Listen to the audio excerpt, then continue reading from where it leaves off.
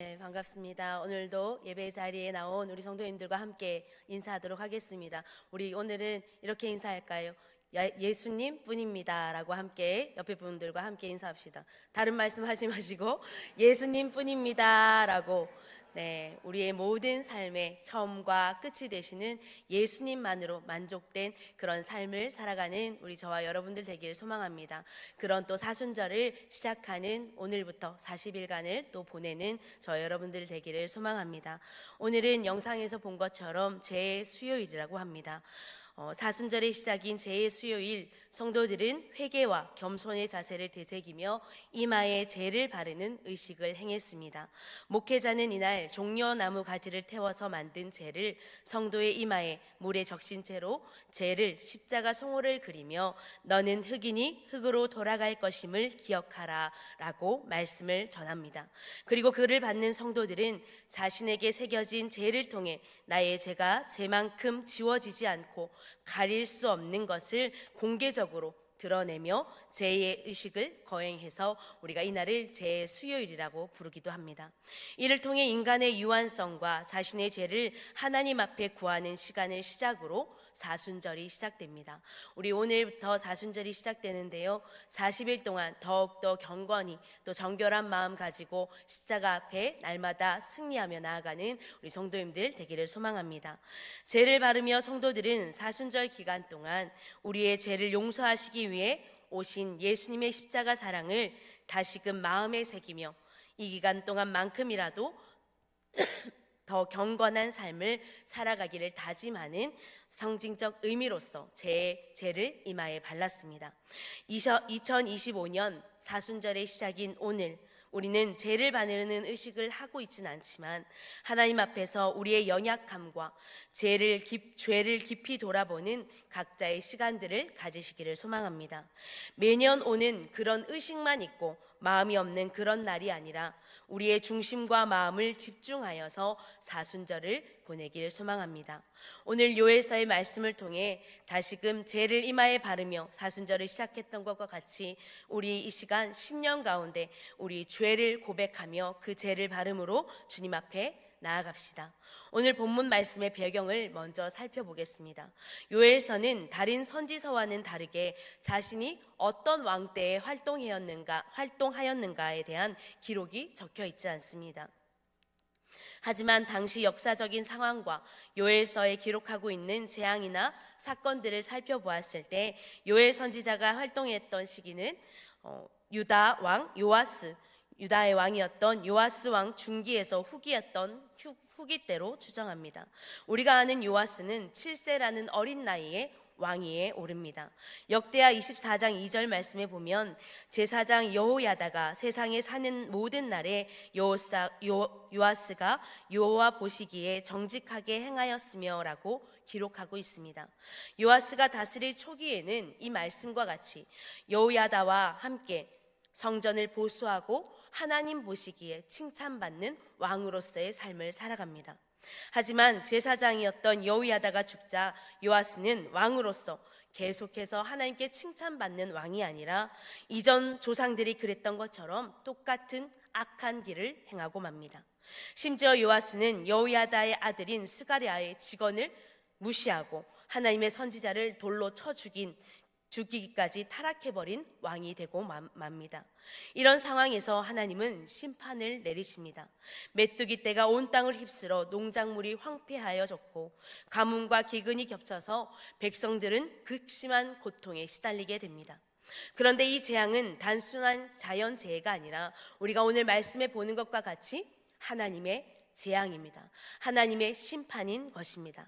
이스라엘 백성들이 하나님을 떠나 죄악 가운데 행했기 때문에 하나님께서는 그들을 깨우치기 위해 이 재앙을 내리신 것입니다. 하나님은 이 재앙을 통해 땅과 하늘의 주인이 누구인지를 분명히 말씀하고 있습니다. 땅과 하늘의 주인은 우상이 아니라 하나님 한 분임을 알게 하고 백성들이 이제는 그런 헛된 우상을 버리고 하나님께로 돌이키기를 원하시며 이러한 재앙을 내리신 것입니다.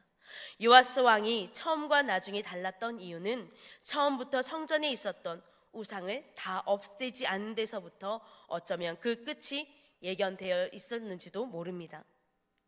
나중에 조금 더 좋아지면 우선 급한 일 먼저 처리하고 나서 이것을 해야지라고 우리가 신앙생활을 할 때 내가 급한 일, 내가 지금 당장 해야 할 일에 급급해서 중요한 일, 진리를 까먹는 때가 많다는 것입니다. 그런데 돌아보면 나중에 우리의 신앙이 이것들이 나중에 우리의 신앙의 걸림돌이 되고 맙니다. 우리는 어쩌면 신앙생활이 아닌 그럴듯한 모습, 또 거칠의 종교 생활을 하고 있는지를 스스로 돌아봐야 됩니다. 사랑하는 성도 여러분, 오늘 말씀 가운데 가장 핵심은 옷을 찢지 말고 마음을 찢으라 하시는 말씀입니다. 어떻게 하면 우리는 마음을 찢으며 진정한 성도의 삶을 살 수 있을까? 그것을 오늘 함께 나누고자 합니다. 먼저 우리는 이제라도 내게로 돌아오라는 하나님의 음성을 들어야 합니다. 요엘 선지자는 이스라엘 백성에게 회개를 촉구합니다. 이제라도 돌아오라. 이제라도라는 이 표현은 아직 기회가 있을 때 지금이라도 돌아오라는 그런 뜻이 아닙니다. 모든 것이 다 끝장나버린 상황, 다시는 회복할 수 없을 것 같이 판단되어지는 이러한 상황이 바로 펼쳐진 것입니다. 내 힘으로 내가 아무것도 할 수 없는 절망뿐인 인생이 펼쳐진 것입니다. 인간의 눈과 생각으로는 도저히 회복과 소망이 보이지 않는 상황입니다. 더욱 하나님 앞으로 나아가야 하는데 어떻게 나아가야 할지도 모르겠는 그러한 깜깜한 상황이 바로 지금입니다. 그런데 이러한 상황 속에 하나님은 이제라도 나에게 돌아오라 말씀합니다. 여러분, 그렇다면 이런 상황에 지금 우리가 할 수 있는 일, 돌아갈 수 있는 힘이 있겠습니까? 어떻게 해야 되는지, 내가 어떻게 일어나야 되는지 방법조차 잊어버린 지금 하나님은 나에게 돌아오라 말씀합니다. 하나님께서 왜 이런 말씀을 우리에게 해주셨을까요?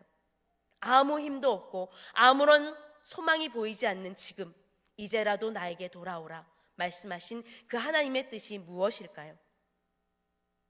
우리는 눈을 들어 여전히 우리가 돌이키며 회개하길 원하시는 하나님을 바라보면 그 다음부터는 하나님께서 이루신다는 그 크신 하나님의 사랑을 이 시간 함께 볼 수 있어야 합니다. 나의 눈으로, 나의 생각으로는 절망뿐인 상황이지만 하나님께서는 여전히 이제라도 내 손을 잡아라, 이제라도 눈을 들어 나를 보아라 말씀하시는 것입니다. 내 생각, 나의 가치를 뛰어넘는 그 하나님의 사랑이 여전히 저와 여러분 가운데 함께하고 있다는 것입니다. 우리의 삶을 돌아볼 때 때로는 하나님과 멀어진 것처럼 느껴질 때가 있습니다. 하지만 하나님은 여전히 그 가운데서도 그 자리에서 우리를 부르고 계십니다. 우리는 종종 하나님을 떠나 세상의 길을 걷습니다. 그러나 하나님께서는 단 한순간도 우리를 포기하신 적이 없다는 것을 우리는 기억해야 합니다.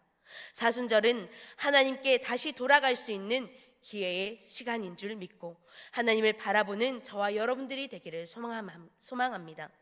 다시 하나님은 친히 어떻게 돌아올 수 있는지 방법을 우리 가운데 알려주십니다. 죄송합니다.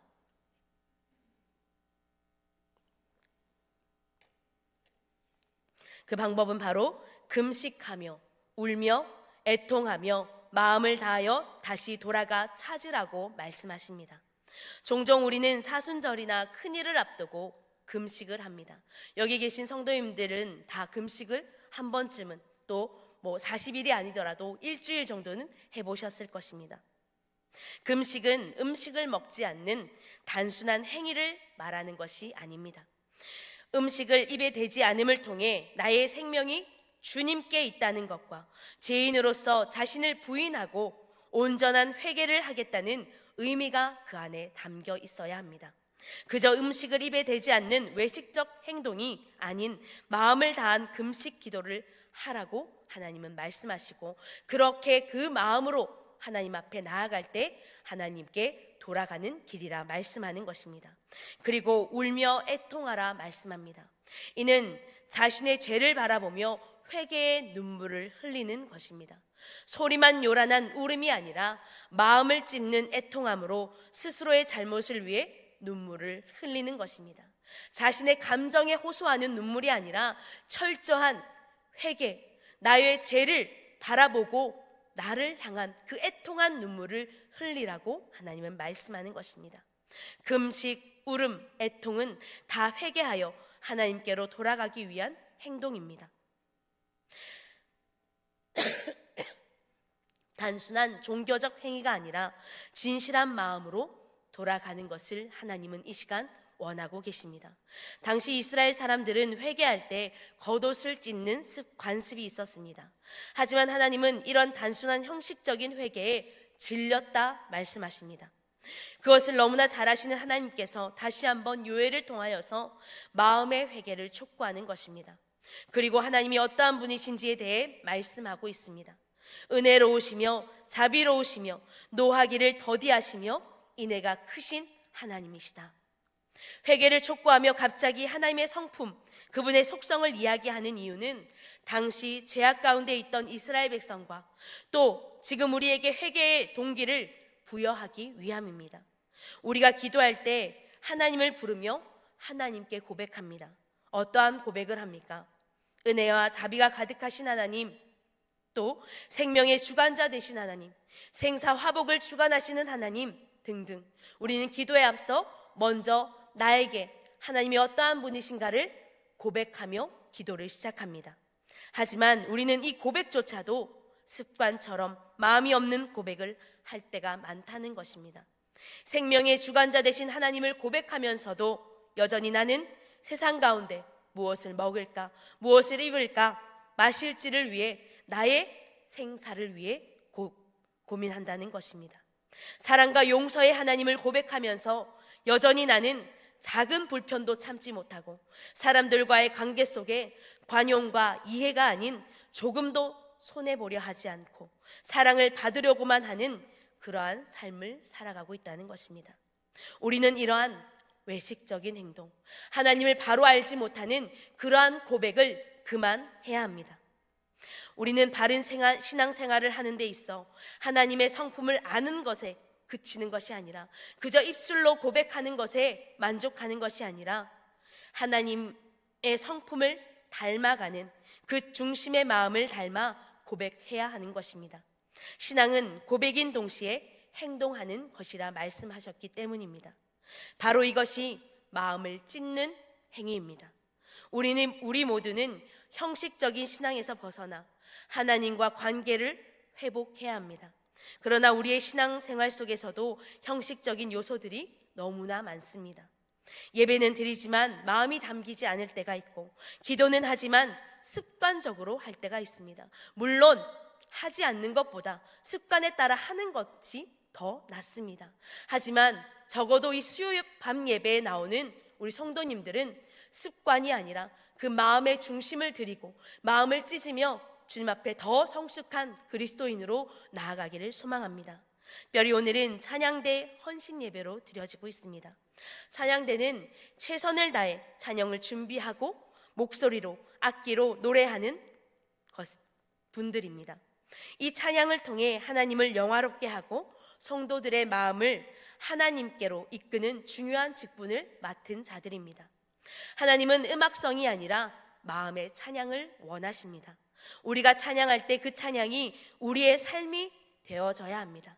오늘 찬양하는 모든 찬양의 가사들이 내 삶의 고백이 되지 않는다면 그 또한 겉옷을 찢는 행동에 불과하다는 것입니다.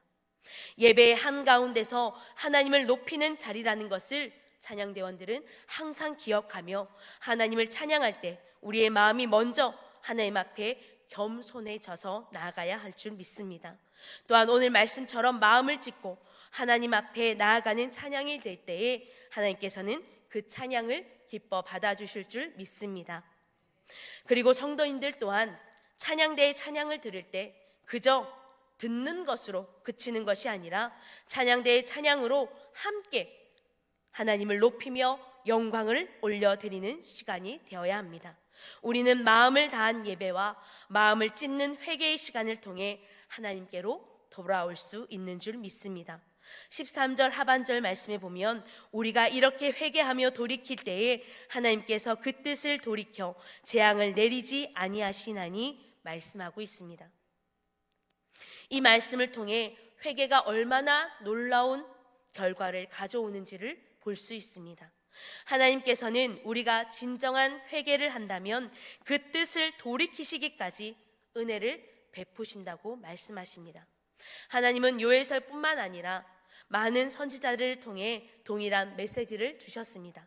에스겔 18장 21절 말씀에서는 하나님께서는 우리가 하나님의 율례를 지키고 죄에서 돌이키면 그 전에 범죄한 모든 것을 하나도 기억하지 않겠다 말씀하여 주셨습니다.